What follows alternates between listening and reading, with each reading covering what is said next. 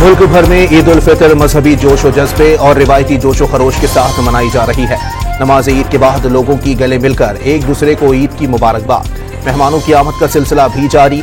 खवातीन ईद के दिन भी किचन में मसरूफ। तरह तरह के खानों से मेहमानों की तवाज़ो। बच्चे बड़ों से ईदी बटोरने में मसरूफ। बाज़ खाने पीने की चीजें खरीदने और झूले झूलने में मगन।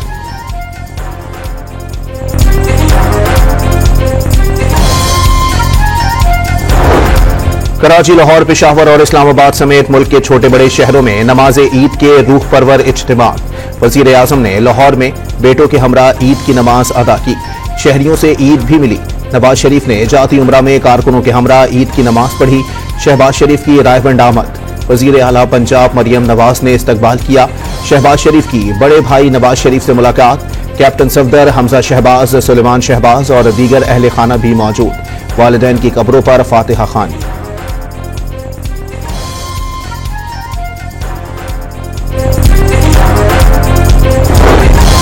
सदर आसिफ अली जरदारी ने ईद उल फितर की नमाज जरदारी हाउस नवाबशाह में अदा की। नमाज के बाद सदर मुमलिकत ने कारकुनों और शहरियों से ईद मिली। बिलावल भुट्टो ने गड़ी खुदा बख्श में नमाज ईद अदा की। नाना जुल्फिकार अली भुट्टो और वालिदा बेनजीर भुट्टो के मजार पर हाजिरी दी। फूल चढ़ाए और फातिहा खानी की। बाद में चेयरमैन पीपल्स पार्टी कारकुनों और शहरियों में घुल मिल गए।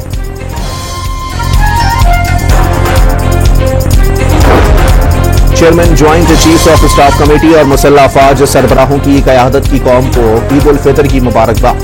पाक फौज की ईद की असल खुशी मुल्की दिफा संभालने में है। पाक फौज अमन और खुशहाली के फरोग के लिए कोशा है। ISPR का पैगाम। आर्मी चीफ का वाना और DI खान का दौरा। ISPR के मुताबिक जनरल सैयद आसिम मुनीर ने सरहद पर तैनात अफसरान और एहलकारों के साथ ईद मनाई। मुल्की इस्तेहकाम और खुशहाली के लिए दुआएं की गईं। खैबर पख्तूनख्वा के अवाम ने दहशतगर्दी के खिलाफ बहादुरी का मुजाहरा किया। आर्मी चीफ की गुफ्तगू।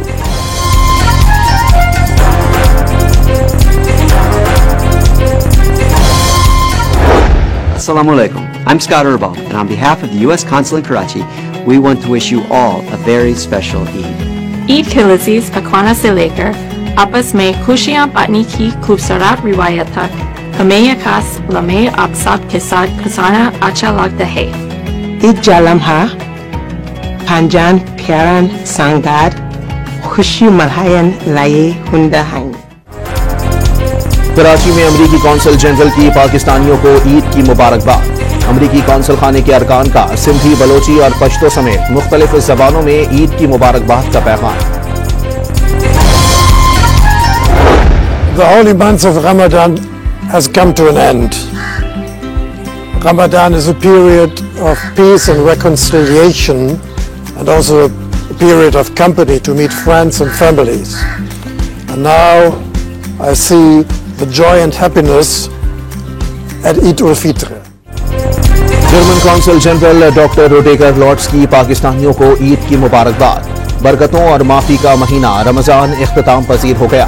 अहद करते हैं हम खुश और पुरामन रहेंगे। वीडियो पैगाम। वहाँ भाई मतलब लास्ट 10 ईयर से देख ले तो मेरे ख्याल 2 ही 3 ईदें हमारे घर पे आई हुई। उसके बाद तो हम सारे बाहर रहे। ईद हमें बचपन में नहीं मिली तो अब क्या मिलेगी। ये है कि बचपन की ऑब्वियसली डिफरेंट ईद होती थी। पाकिस्तानी क्रिकेटर्स को ईद पर परदेश में घर वालों की याद सताने लगी। कप्तान मोहम्मद रिजवान का 10 साल में 2-3 ईदें घर पर गुजारने का शिकवा। नसीम शाह कहते हैं खिलाड़ी आपस में मिलजुल कर ईद गुजार लेते हैं। फखर जमान ने ईद बच्चों की करार दे दी।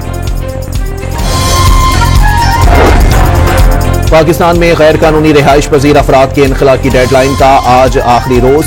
रावलपिंडी पुलिस चीफ की गैर कानूनी अफगान शहरियों के खिलाफ कार्रवाई की हिदायत। मुजरिमाना सरगर्मियों में मुलव्विस अफगान शहरियों को मुल्क बदर करने का हुक्म। सहाफी फरहान मलिक को कराची में स्पेशल जुडिशल मजिस्ट्रेट मलीर के सामने पेश कर दिया गया। फरहान मलिक की तरफ से वकील बिलाल कुरैशी और जिब्रान नासिर पेश हुए। फरहान मलिक को अदालती रिमांड पर लाठी जेल मुंतकिल करने का हुक्म। म्यांमार और थाईलैंड में तबाहकुन जल्जले से हलाकतों की तादाद 2000 हो गई। 270 अफराद लापता और 4000 जख्मी। जल्जला मुतासरीन के लिए इमदादी सरगर्मियां जारी। वज़ीर आज़म शहबाज शरीफ का म्यांमार के हम मनसब से टेलीफोनिक राबिता। 28 मार्च के तबाहकुन ज़लज़ले में इंसानी जानों और अमलाक के नुकसान पर इजहार अफसोस। मुतासरीन को हर किस्म की मदद फराहम करने की यकीन दहानी। NDMA तकरीबन 70 मिलियन टन इमदादी सामान म्यांमार रवाना करेगा। शहबाज शरीफ की गुफ्तगू।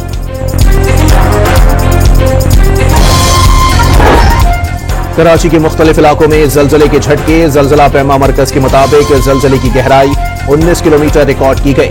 मरकज कराची के शुमाल में था। किसी जानी या माली नुकसान की इत्तला नहीं मिली।